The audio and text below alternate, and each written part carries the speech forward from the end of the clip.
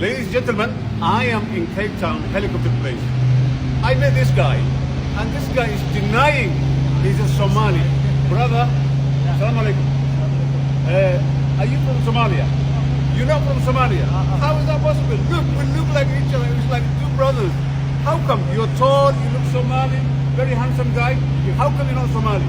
I'm from Cape Town. I'm also from Cape Town. You're from Cape Town. Cape Town. Did anybody ever say to you you're from Somalia? I have got the three countries. I tell you one thing.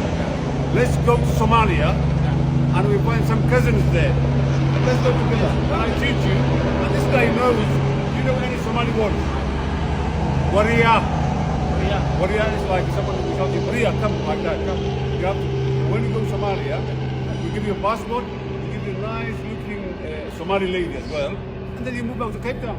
Well, of course. Oh, then of We're course. brothers. Of course.